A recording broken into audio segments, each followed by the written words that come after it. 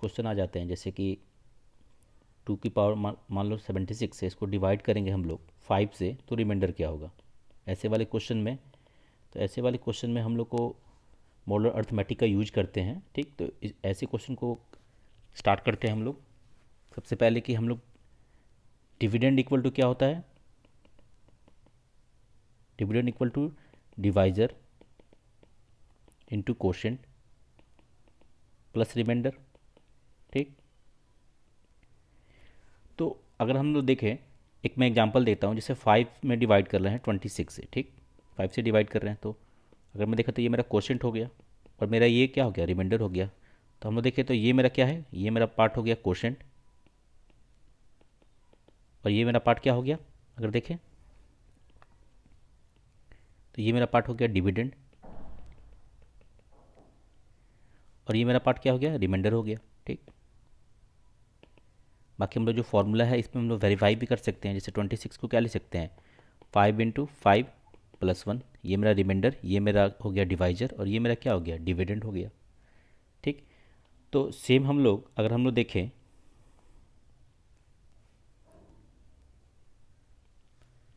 तो सेम हम लोग एक और देख लेते हैं एग्जांपल से। 13 से अगर मैं देखूँ, 13 में रिलेशन है 4 इंटू 3 प्लस 1, मतलब अगर मैं बोलूँ ये मेरा क्या है, डिवाइजर है और ये मेरा क्या है, डिविडेंड है और मेरा ये रिमाइंडर है। ठीक,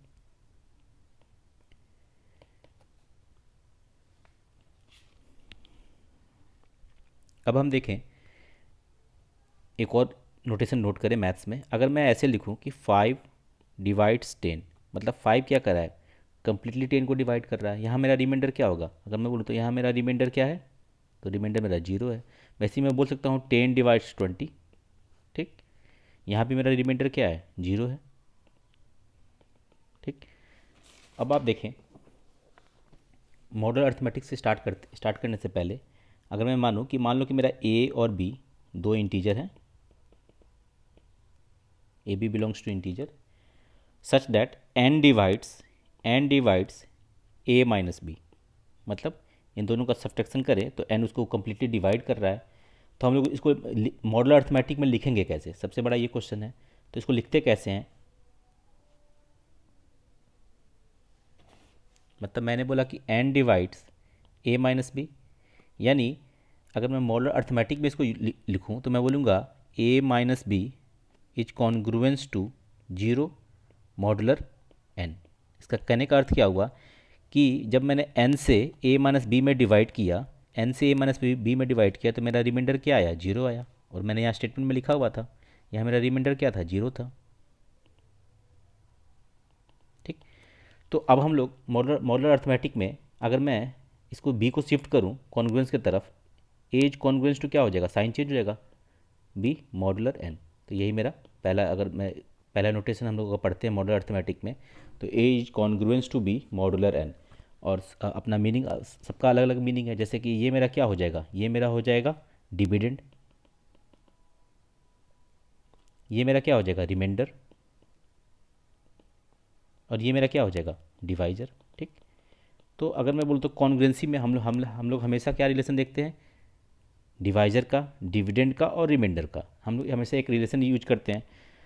कहने का सेंस है, इसको हम और दूसरे तरीके से क्या बोल सकते हैं कि जब हम n से a में डिवाइड किए तो b मेरा रिमाइंडर आया, या कोई उल्टा भी बोल सकता है, n से डिवाइड किया b में तो मेरा रिमाइंडर a आया। ठीक, फिर एक और कहने का अर्थ क्या है कि n का जो रिलेशन a से है वही n का रिलेशन b से है। जैसे मैं 13 का एग्जांपल दे रहा हूँ, 13 से डिवाइड कर रहा हूँ 27 में, तो ऑब्वियसली मेरा क्या जा रहा है, अगर देखें तो इसको कॉन्ग्रुएंसी से कैसे लिखेंगे। कॉन्ग्रुएंसी में अगर लिखना चाहें हम लोग, तो हम लोग का कौन सा डिवाइजर है, डिवाइजर मेरा ये है, डिविडेंड कौन सा है, तो ये वाला है, और ये मेरा रिमाइंडर है। तो मैं लिखूँगा 27 इज कॉन्ग्रुएंस टू 1 मॉडुलर 13, मतलब 13 से जब डिवाइड किया 27 में तो मेरा रिमाइंडर क्या आया, 1 आया। ठीक, अगर मैं इसको ऐसे भी लिखूँ तो भी कोई गलत नहीं होगा। ठीक, तो हम लोग इसमें एक्सचेंज भी कर सकते हैं। ठीक, तो एक फॉर्मूला नोट करें, पहला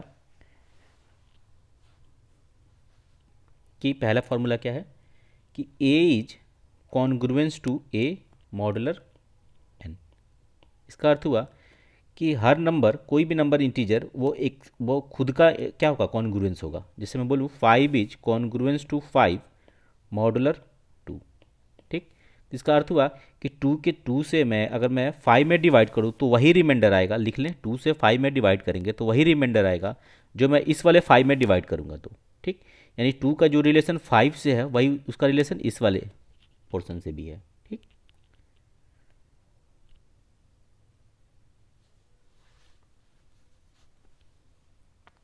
एक दूसरा, अगर मैं एक दूसरा प्रॉपर्टी लिखें, प्रॉपर्टी नंबर 2।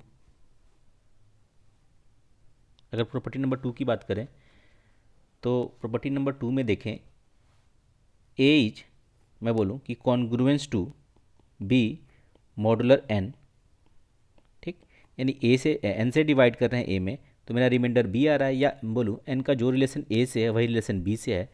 तो हम लोग पावर रेज भी कर सकते हैं। अगर मेरा कोई M belongs to natural number है, ठीक, तो हम लोग बोल सकते हैं कि ए की power M is congruence to B की पावर एम मॉडुलर एन।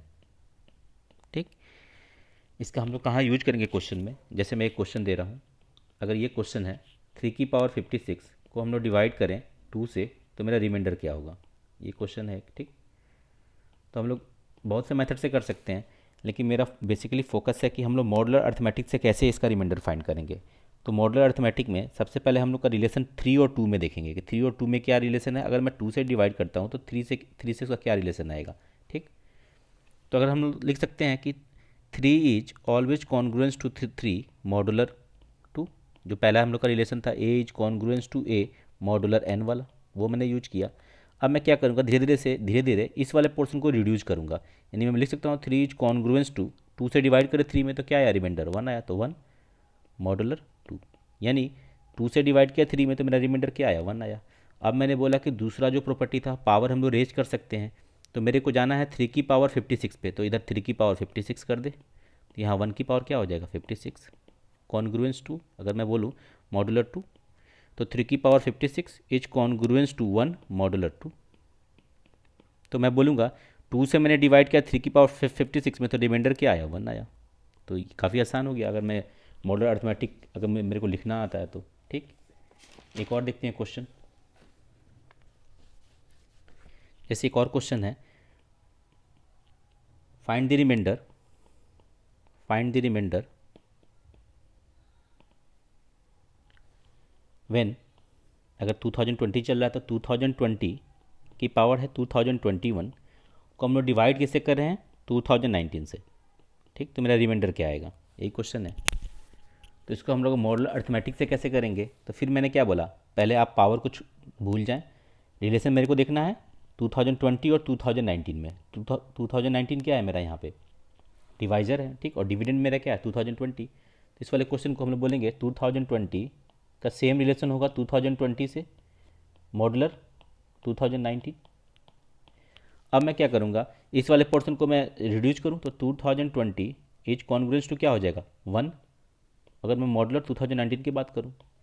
अब मेरे को ये पावर कहाँ तक रेज करना है, 2021 तक। तो मैं लिखूँगा 2020 की पावर 2021 इज कॉन्ग्रुएंस टू 1 की पावर 2021 मॉडुलर 2019।